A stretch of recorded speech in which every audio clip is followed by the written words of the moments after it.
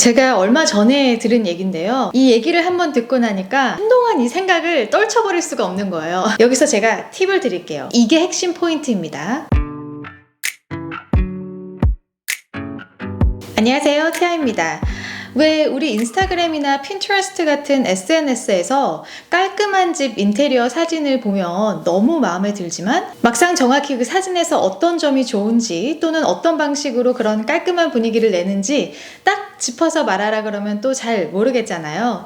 그래서 일단 어지럽고 물건으로 가득 차 있는 집부터 좀 정리를 시작하려고 하지만 그렇게 아무 계획 없이 정리를 해봤자 금방 다시 어지럽혀지기 마련이죠. 요즘 또 봄맞이 청소를 계획하시거나 집안 분위기를 좀 미니멀하고 깔끔하게 바꿔보고자 하시는 분들이 많을 거라 생각이 드는데요. 계획 없이 시작했다간 며칠 안 돼서 다시 또 제자리로 돌아가기 마련입니다. 그래서 오늘은 몇 가지 팁을 통해서 여러분이 가장 쉽고 효과적으로 정리정돈을 할 수 있을 뿐 아니라 보너스로 여러분이 원하시는 그 인스타그램에서나 나올 법한 분위기를 돈 안 들이고 쉽게 낼 수 있는 방법 또한 알려드릴게요. 제 채널에서는 이 영상 외에도 지금 위에 나오는 영상들처럼 정리하는 방법 등을 자세히 다룬 영상들도 많고 또 우리의 루틴을 통해 좋은 습관을 형성해서 크게 노력하지 않아도 깔끔한 집을 항상 잘 유지할 수 있는 방법도 다루니까요.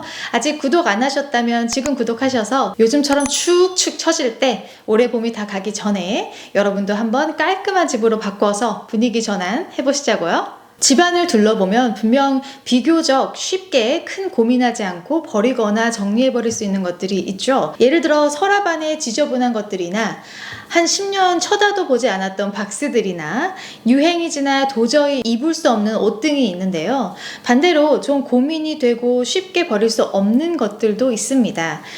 책 콜렉션이라든지 추억이 담겨있는 물건들이 그렇겠죠. 또 장소도 마찬가지예요. 같은 집 안에서도 분명 비교적 쉽게 정리를 할 수 있는 공간이 있는데요. 예를 들어 거실이나 침실은 그나마 부엌이나 복잡한 서류들이 가득한 서재라든지 각종 잡동사니들이 쌓여있는 창고나 차고 같은 곳보다는 좀 쉽게 접근할 수 있는 공간이죠. 여기서 제가 팁을 드릴게요. 이게 핵심 포인트입니다. 집안을 둘러보시고 가장 쉽게 정리할 수 있겠다 싶은 공간부터 시작하세요. 이게 마인드셋의 문제인데요. 저도 성격상 무슨 일을 할 때 좀 어려운 일부터 끝내놔야 직성이 풀리는지라 초반에 뭔가 대청소를 할 때는 저 힘든 공간부터 좀 다 뒤집어 엎고 해야겠다는 생각으로 이렇게 청소나 정리정돈을 할 때도 같은 컨셉으로 진행을 했었는데요. 그러다 보니까 문제는 아예 시작조차 하기 싫어지는 거 있잖아요. 그냥 계속 나중으로 미뤄지는 거죠. 여러분도 그런 손대기조차 부담스러운 공간이 있으신가요? 밑에 댓글에 공유해주세요. 물건들로 빼곡하게 쌓여있는 그 창고부터 시작하시면 안 됩니다. 일단 거실이나 침실처럼 비교적 쉬운 공간들부터 정리정돈을 시작하시다 보면 시각적으로 바로 결과물이 보이기 때문에 사람이 추진력이라는 게 생기거든요. 그럼 그때 그 기세를 몰아서 정리하기 힘든 공간까지도 가게 되는 겁니다. 제가 얼마 전에 들은 얘기인데요. 이 얘기를 한번 듣고 나니까 한동안 이 생각을 떨쳐버릴 수가 없는 거예요. 뭐냐면 여러분 집에 있는 모든 사물이 아무리 작은 물건이라도 하나도 빠짐없이 전부 여러분에게 무언가 요구를 하고 있는 거예요. 예를 들어 거실 탁자에 놓여져 있는 컵은 나 빨리 싱크대로 데리고 가서 깨끗하게 씻겨줘. 아니면 책장에 빼곡하게 있는 책들은 난 도대체 언제 읽어줄 거야. 또는 옷장에서 한동안 세상 밖을 나오지 못했던 옷들은 빽빽 소리를 질러대며 난 언제 입어줄 거야. 또는 날 더 좋은 주인에게 보내줘. 이렇게 지금 집에 계시다면 주위를 한번 쭉 둘러보세요. 눈에 들어오는 모든 물건들이 여러분에게 한마디씩만 하고 있다 생각하면 막 갑자기 싹 다 정리해버리고 싶은 생각 안 드시나요? 이렇듯 우리는 쉽게 깨닫지 못하지만 모든 사물은 그 존재만으로도 우리에게 은근한 에너지 낭비 또는 스트레스로 다가올 수 있습니다. 그래서 요즘은 빈 공간, 여백 이런 것들이 그렇게 평안을 주더라고요. 어떤 물건과 물건 사이에 있는 그 빈 공간, 그 공간에서 받는 힐링 왜 그런 거 안 느껴보셨나요? 저는 특히 책장이나 선반 같은 거 정리를 할 때 특히 느끼거든요. 물론 그 선반을 빼곡하게 책들이나 물건들로 가득 채워 넣을 수 있겠죠. 아니면 꼭 그곳에 있어야 하거나 필요하지 않은 물건들은 좀 빼서 물건과 물건 사이에 공백을 만듦으로 인해서 남겨진 물건들은 오히려 더 특별해지고 빈 공간은 좀 숨을 쉬게 만들어주는 그런 공간들로 집안 전체를 채워 나가야 합니다. 이건 의외로 쉬워요. 제 청소 영상 몇 개 보신 분들은 아시겠지만 전 보통 특히 부엌 카운터 위에 정말 매일 써야 하는 블렌더 같은 것들 외에는 아무것도 꺼내놓지 않습니다. 이건 제가 더 부지런하고 깨끗해서가 아니라 오히려 그렇지 못하니까 좀 더 쉽게 청소를 하고자 들이게 된 습관인데요. 이런 집안에 보이는 표면들 있죠? 그런 표면에 물건들이 쫙 진열이 되어 있거나 쌓여져 있으면 거길 닦거나 아니면 간단하게 먼지만 털려고 해도 매번 청소를 할 때마다 그 물건들을 옮겨야 하잖아요. 그럼 이제 또 귀찮아지고 미루게 되는 거죠. 자주 쓰는 물건이 아니라면 다른 곳에 잘 보관을 해 놓던지 아니면 아예 정리를 해 버리던지 해서 집안에 보이는 모든 표면에 쉽게 접근하게 만들어 놓게 되면 매번 청소를 할 때마다 많은 물건들을 옮겨야 하는 수고가 없기 때문에 항상 쉽게 집을 깨끗하게 유지할 수 있습니다. 이건 제가 예전 영상에서도 여러 번 말씀드렸던 규칙인데요. 저희 집에서도 지키려고 노력하는 방식입니다. 바로 무언가 하나의 새로운 물건이 들어오게 되면 기존에 집에 있던 하나의 물건은 정리해버리게 되는 건데요. 이렇게 되면 계속 새로운 물건들이 집으로 쏟아져 들어오는 걸 막아주게 되죠. 왜냐하면 무언가를 집에 들일 때는 꼭 무언가는 떠나보내야 한다는 마음가짐을 갖고 있기 때문입니다. 이 방식이 좋은 점은 어떤 물건을 구입할 때 두 번 생각하게 만들어준다는 건데요. 내가 이 물건을 얼마나 원하고 있는지, 내가 이 물건을 집에 들이려면 집에 있는 어떤 물건 하나는 떠나보내야 하는데 그럴 만한 물건이 있는지, 집에 이미 없지만 꼭 필요한 물건이라면 당연히 구입해야겠지만 이미 다른 게 집에 있는데 또 구입을 하는 경우라면 잠깐 멈춰서 충동구매하기 전에 한 번이라도 더 생각을 하게 만들어줍니다. 집에 자잘한 크기가 작은 물건들, 예를 들어 가구부터 시작해서 장식품까지 그런 작은 크기의 물건들이 많으면 많을수록 청소하기도 힘들 뿐 아니라 무엇보다 보기에도 어지럽고 지저분해 보일 수 있습니다. 그래도 나는 집안 인테리어는 포기 못하겠다 하시는 분들은 되도록이면 비교적 부피가 좀 큰 물건들 위주로 가시고, 그렇게 되면 자연스럽게 집안의 물건 가짓수는 줄어들게 될 뿐 아니라 큰 노력 없이도 저절로 집안 분위기가 미니멀하면서도 너무 휑해 보이지 않고 전체적으로 깔끔한 분위기를 내실 수 있을 겁니다. 이건 너무 당연한 것 같으시겠지만 전 약간의 다른 시각으로 말씀드릴게요. 예전에 제가 굉장히 정리정돈을 잘한다고 생각했기 때문에 예를 들어 책장이나 신발장 같은 곳을 퍼펙트하게 정리를 해놓으면 집안의 그 깔끔하고 깨끗한 분위기쯤이야 쉽게 낼 수 있다고 믿었었거든요.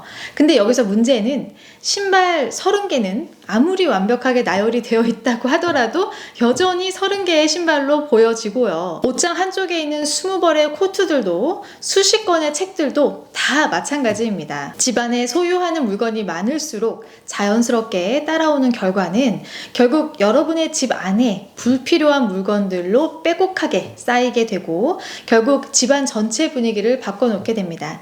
그래서 집안을 간결하고 깨끗한 분위기로 바꾸고 싶을 때 제가 찾는 가장 쉽고 좋은 방법은 일단 필요 없는 물건들을 없애는 것부터 시작하는 겁니다. 그리고 그렇게 되면 자연스럽게 서랍이나 찬장 같은 곳에 아까 말씀드린 여백, 빈 공간이 생기게 되고 수납할 수 있는 공간이 생기게 됨으로써 집안 표면에 놓여져 있는 물건들을 정리할 수 있는 공간이 생기게 되는 거죠.